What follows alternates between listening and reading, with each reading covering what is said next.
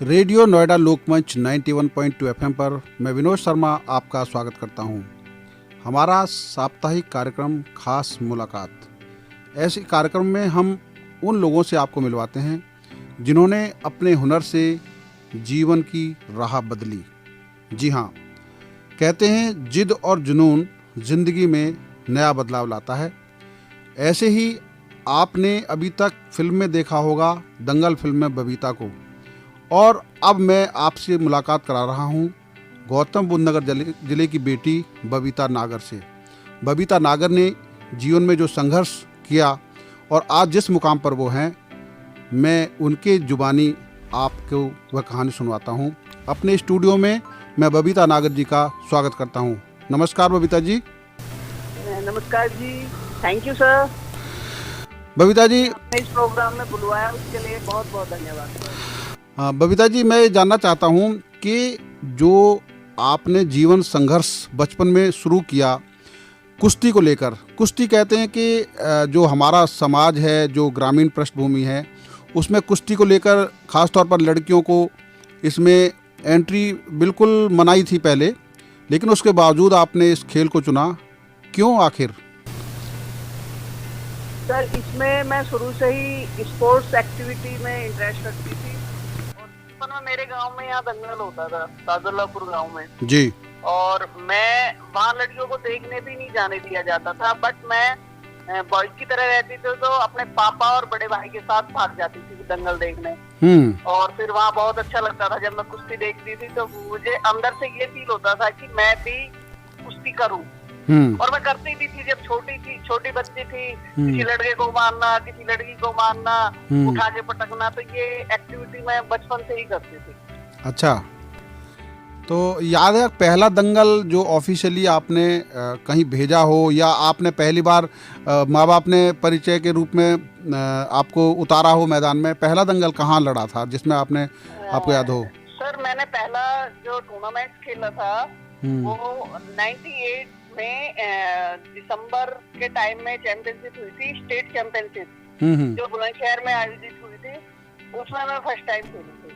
अच्छा, तो वहाँ से आपकी राह शुरू? मैंने गोल्ड मेडल लिया था। अच्छा, तो वहाँ से शुरू हुई या कि आपको कैरियर कुश्ती में ही बनाना है? जी जी जी जी।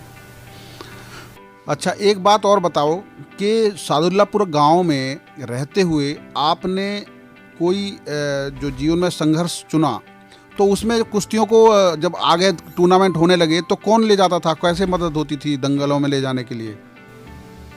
दंगलों में एक दो बार तो पापा ने सपोर्ट किया, बट उसके बाद मेरी एक दोस्त थी वंदना चौधरी, जो पहली यूपी केसरी रही थी, वो मेरी अच्छी दोस्त थी, तो वो उसके साथ मैं जाती थी। अच्छा। उसके बाद तो फिर जैसे ही स्टेट चैंपियनशिप हुई और नेशनल के लिए, तो फिर हमारे कोचेज वगैरह, एक वीरेंद्र कोच साहब होते थे, तो उनका बड़ा अहम रोल रहा है। एक धारा सिंह जी थे जो खेड़ी गांव से थे, बट वो सचिव रहे थे और उत्तर प्रदेश के वो प्रेसिडेंट थे कुश्ती के, तो वो बहुत सपोर्ट करते थे महिला रेसलिंग को। जी जी। जब कॉमनवेल्थ गेम में आपका सिलेक्शन हुआ था, उस समय आपको उम्मीद थी कि सिलेक्शन होगा और गोल्ड भी जीतेंगी? नहीं, गोल्ड नहीं था मेरा, सिल्वर मेडल था। हाँ, सिल्वर जीतेंगी। जी जी।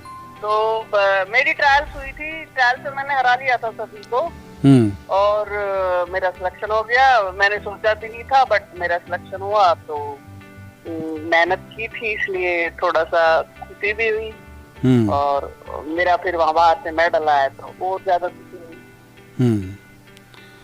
एक व्यक्तिगत सवाल ये है कि आपने शादी क्यों नहीं की? सर, मेरा बचपन से ही इंटरेस्ट नहीं था। जैसे बहुत सारी लड़कियां अपने बॉयफ्रेंड वगैरह से बात करती थी, मैं तुम कहाँ लगी रहती हो फोन पे, अपना टाइम क्यों वेस्ट करती हो, बट इंटरेस्ट ही नहीं था सर। तो मैं तो जो खाली टाइम होता था उसमें पढ़ती थी, और वैसे अपना मैं खेलती थी, बस यही चलता रहता था। अगर गांव आती तो गांव में अपना खेतों का काम भी करना, ट्रैक्टर भी चलाना, पानी भी देना खेतों में, इस तरह की मेरी हॉबीज थी काम करने की। मैं आज भी अगर कोई काम होता खेतों में खुद का काम कर लेते हैं हम, और कोई भी साफ सफाई का भी होता है अपने गांव में। कई लोग कहते हैं कि भैया तो तेरा बहुत अच्छा लेवल है, लेकिन किसी भी काम करने में तुझे कोई शर्माहट या झिझक महसूस नहीं होती। अब काम करने में क्या शर्माना, क्या झिझकना। तो मैंने तो यही सोचा है कि, और समझा भी है कि कोई काम छोटा या बड़ा नहीं होता, और इंसान अगर अपना काम खुद करे तो बहुत अच्छा है। आपने दिल्ली पुलिस में कैसे पहुंची, मतलब इच्छा हुई या कहीं से ऑफर आया, किस तरीके से स्पोर्ट कोटे में गई आप? 2001 में मेरी एक दोस्त होती थी रेनू जी, उसके फादर एक्टिविटी रखते थे जॉब्स वगैरह में, तो वो 3 फॉर्म लेके आए दिल्ली पुलिस के। तो अपनी बेटियों के लिए एक वो फालतू लेके आए थे। मैंने कहा यार मुझे दे दे, मैं भी भर दूं। तो उन्होंने मुझे फॉर्म दिया। वो दोनों लड़कियां फिजिकल में ही रह गई। अच्छा। और मैंने फिजिकल एक्टिविटी मेरी अच्छी थी, मेरा शरीर बहुत हल्का था, उसका 45 किलो वजन होता था, और गेम्स की वजह से अच्छी अचीवमेंट थी। तो वो मैंने क्वालिफाई किया। फिर जब मैं फिजिकल देके निकली तो मैंने एक बुक्स खरीदी वहीं से ही। अच्छा। उसके बाद मेरा सिलेक्शन नेशनल कैंप के लिए हो गया। तो मैं सुबह शाम तो प्रैक्टिस करती थी, जब पार्ट टाइम होता था तो उसमें मैं पढ़ती थी। और फिर मुझे पता भी नहीं रहा, विदाउट कोचिंग ही मेरा रिटिन क्वालिफाई हो गया दिल्ली पुलिस का, जो कि पॉसिबल नहीं है, इम्पॉसिबल है। बट मैंने बिना किसी कोचिंग के ही वो क्लियर कर लिया। देन उसके बाद मेरी जो इसकी अचीवमेंट की गेम की, उसी बेहाफ पे उन्होंने इंटरव्यू मेरिट में मुझे ऊपर रख दिया और मेरा सिलेक्शन हो गया। अब दिल्ली पुलिस में कोई ऐसा रोचक अनुभव इतने दिनों का जो जिसे आप समझते हैं कि पहलवानी का फायदा मिला और उस दौरान किसी को न्याय भी दिया आपने? एक्चुअली में जब मैं 2003 में मैं ट्रेनिंग करके आई जी, तो मेरी पोस्टिंग CAW सेल में हो गई। जैसे कि एक जनरल ड्यूटी में होता है। जी जी। तो वहीं से मैं तैयारी कर रही थी, क्योंकि पार्ट टाइम जो होता था मेरा, जॉब से जो टाइम लगता था फिटनेस का, उसमें मैं फिटनेस जरूर करती थी। ये शौक था मेरा पहले से ही। तो मैंने वहाँ के जो DCP थे उनसे परमिशन ली, मैं सर मुझे खेलने जाना है। कहले आप किस लेवल के खिलाड़ी हो? मैंने बताया जी मैं वैसे इंटरनेशनल हूँ, बट अब जॉब में आने के बाद मैं नहीं खेल पा रही। तो उन्होंने मुझे परमिट किया।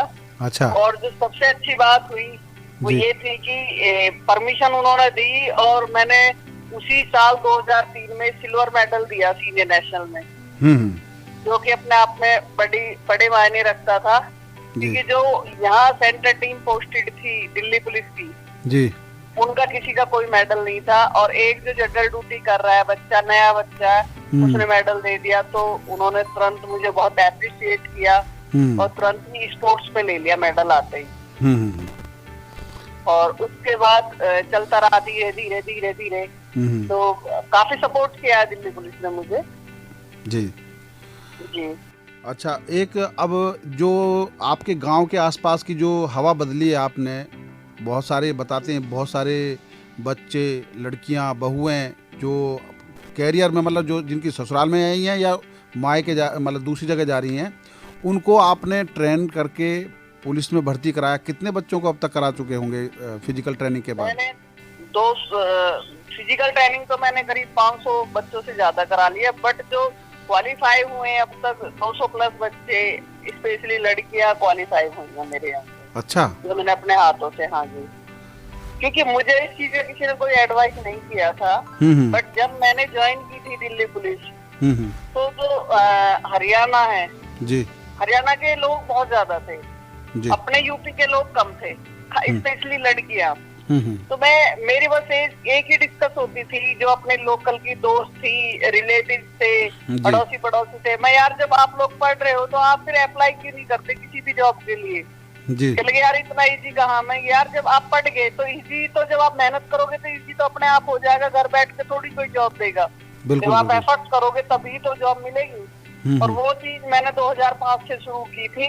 मतलब ये मेरे अंदर से ही भावना थी कि जो कमियां हैं, जो मुझे लगा, वो मैं इन लोगों पे अप्लाई करूं। और धीरे धीरे मैंने सपोर्ट भी किया, सबको फॉर्म भरवाने शुरू किए, और धीरे धीरे धीरे वो मिशन मेरा चलता रहा जी। जहाँ मेरी जरूरत हुई, फिजिकल में जरूरत हुई, मेडिकल में जरूरत हुई, रिटन के लिए जो क्वेश्चन बताने थे वो सारी जहाँ तक भी मेरी पॉसिबिलिटी रही वो मैंने हेल्प की लड़कियों की और महिलाओं की। बहुत अच्छा, बहुत बढ़िया। अच्छा, आपके पास ऐसे भी कुछ लड़कियां आई होंगी जिन्होंने आपसे उम्मीद रखी और आपने खुद ऐसी लड़कियों को देखा होगा कि वाकई इनको ज़रूरत है और उनको वो सफलता मिली, वो मंजिल मिली जहाँ तक उनको पहुँचना था। तो ऐसा एक आध दो उदाहरण है ऐसी लड़कियों का? जी जी बिल्कुल है। एक तो मेरे गांव में ही जी वो लड़कियां बताती हैं, वो लड़की आई मेरे पास। हाँ हाँ एक के यहाँ 5 लड़कियां हैं। हाँ हाँ और बाद में उनके 2 बेटे हुए हैं। जी। बहुत निहायत गरीब लोग हैं वो। हाँ हाँ क्योंकि प्राइवेट जॉब करते हैं जी। तो 8-10 हजार रुपए की। तो उनकी जो मम्मी थी वो हमेशा समझाती कि भी बढ़ना है तो बबीता नागर जैसी बनो आप। हाँ हाँ और उन लोगों ने मुझे फॉलो भी किया जी। तो उनकी आज की डेट में 3 लड़कियां दिल्ली पुलिस में है और 1 लड़की आरपीएफ में है। अरे वाह, बहुत अच्छा, बहुत और आरपीएफ वाली का भी दिल्ली में सिलेक्शन मतलब रिटिंग क्वालिफाई हो गया था, बट वो किसी कारण से फिजिकल नहीं दे पाई थी।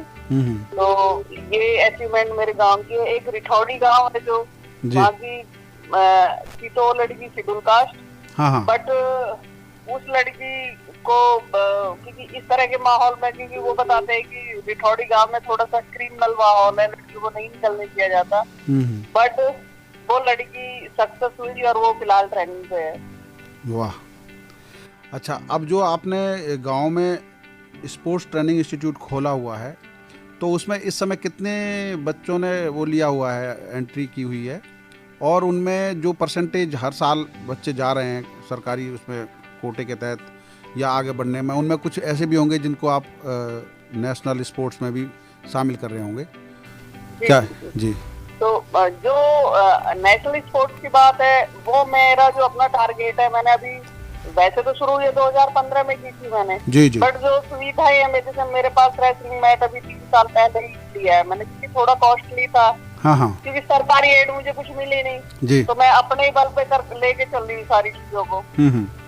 तो 3 साल पहले मैंने मैट परचेज किया। उसके बाद मेरा जो टारगेट है अपना बहुत बड़ा टारगेट है, छोटा टारगेट है। अगर हम छोटे बच्चों को 10 साल की उम्र से गेम कराते हैं तो उसका रिजल्ट बहुत अच्छा आता है आगे आने वाले टाइम में जी। और अगर हम 20 साल के बच्चे को करा रहे हैं तो वो तो फिर नहीं कर पाएगा, बहुत ना के बराबर। तो मेरा जो टारगेट है स्पोर्ट्स में वो छोटे बच्चे अभी हम ले रहे हैं। तो छोटे हैं 10-12 बच्चे हैं मेरे पास जी। बट बड़े जो बच्चे हैं मैं स्पेशली लड़कियों को तो सिर्फ एक ही चीज एडवाइस करती हूँ, क्योंकि हमारी कम्युनिटी जो है वो रूरल एरिया है और उसमें ज्यादा से ज्यादा 2 या 3 साल ही दे पाते हैं जो फैमिली वाले। नहीं लड़कियों की शादी के लिए प्रेशर बनाने लग जाते हैं, लड़की की शादी करनी है, बड़ी होगी है, ये है वो है, बहुत सारी जिम्मेदारियां होती है। तो उस चीज को नजर रखते हुए मैं तो उन लड़कियों को स्पेशली यही एडवाइस करती हूँ कि भाई अगर आप गेम में चल सकते हो तो गेम कीजिए, अदरवाइज पढ़िए और फिर अपनी कोई जॉब अच्छी सी लीजिए, गवर्नमेंट जॉब। तो 2 से 3 साल में बच्चा सिलेक्ट हो जाता है मेरे यहाँ से। जी जी जी जी। अच्छा, बहुत सारे ऐसे बच्चे होंगे जो आपने मतलब केवल कुश्ती के लिए या कुछ और भी इसमें जोड़ दिया है आपने अपने इसमें इंस्टीट्यूट में? वॉलीबॉल भी है और एथलेटिक्स भी है अपने यहाँ। अच्छा, तो आने वाले दिनों के लिए क्या योजना है आपकी? जो अपने इस जो गांव में बनाया स्टेडियम उसमें क्या क्या योजना है कि जो लोगों को ये अंतर्राष्ट्रीय स्तर का एक नज़र आए कि हाँ स्पोर्ट्स हब यहाँ भी है एक गांव के अंदर, और वो भी एक ऐसी खिलाड़ी के द्वारा जो अभावों में बढ़ी पली और मंजिल हासिल की। जी, जो मेरी अपनी सोच है वो मैं ये चाहती हूँ पूरे क्षेत्र के लिए। हालांकि अब मेरे क्षेत्र में तो कमी नहीं है, ना पैसे की कमी है ना स्टेडियम की कमी है। जी जी। मेरे टाइम में तो मुझे दिल्ली जाके प्रैक्टिस करनी होती थी, बट अब ऐसा नहीं है जी। और मैं तो सारी यूथ के लिए और सभी के लिए एक ही मैसेज देना चाहूंगी कि मेरा एक सपना है कि मेरी एकेडमी से या मेरे स्टूडेंट ओलंपिक में मेडल लाए, वर्ल्ड चैंपियनशिप में मेडल लाए, ये मेरा अपना ड्रीम है जी। और वो किसी भी कम्युनिटी का हो। मैं इस चीज पे भी वो नहीं करती, कई लोग अपनी कम्युनिटी पे ज्यादा ध्यान देते हैं बट मैं इस चीज पे ज्यादा फोकस नहीं करती। किसी भी कम्युनिटी का हो बट मेडल आना चाहिए बच्चे का। अच्छा, एक चीज जरूर पूछूंगा मैं कि खेल नीति जो बनी है देश की उनमें जब खिलाड़ी खेलने जाते हैं तो बहुत सारे खिलाड़ी ऐसे होते हैं जो अभावों की वजह से या कुछ ऐसी राजनीति बातें होती हैं जिससे कि बच्चों को मौका नहीं मिल पाता है। पिछले कुछ सालों में खेलो इंडिया नाम की एक पॉलिसी बनी थी, जिसके बाद से खुले में ओपन कंपटीशन होने लगे और खिलाड़ी आगे आने वाले लगे। इसको लेकर आप क्या कहेंगे?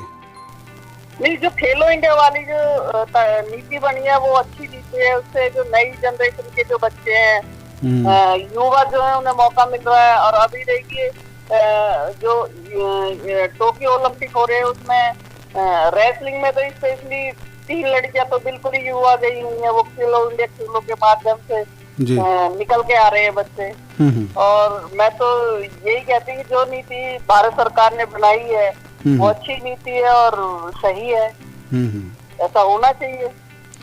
उसके अलावा आप क्या सुझाव देना चाहेंगे कि जिससे खिलाड़ी भी ज़्यादा से ज़्यादा निकलें और उनको खेलने के बाद जो उनको सुविधा मिलनी चाहिए वो सुविधा भी मिलती रहे, ताकि लोग खेल के प्रति आगे बढ़ते रहें? जो मेरे अपना मानना है या मेरी अपनी जो सोच है जी, जैसे हरियाणा में है अभी 90% जो प्लेयर हैं रेसलिंग के, टोटल प्लेयर हरियाणा के 7 लोग ओलंपिक में गए, 7 ही हरियाणा के हैं जी। तो वहाँ क्या प्राइमरी से ही बच्चों को स्कॉलरशिप दी जाती है। प्राइमरी जो छोटी क्लास होती है उसी से उन्हें बेनिफिट देना शुरू कर देते हैं। जी, जी, जी। ये चीजें अगर हर स्टेट में होगी और हर गांव में स्टेडियम होगा तो हमारे ओलंपिक्स में और भी मेडल बढ़ेंगे। जैसे अब हरियाणा कर रहा है और स्टेट मिलेंगे, उन बच्चों को थोड़ा सा कई बच्चे अच्छे होते हैं बट उन्हें पैसे के अभाव में और बहुत सारी चीजों के अभाव में उन्हें वो चीज नहीं मिल पाती। टैलेंट तो होता है बट वो टैलेंट नीचे ही रह जाता है। जी जी जी।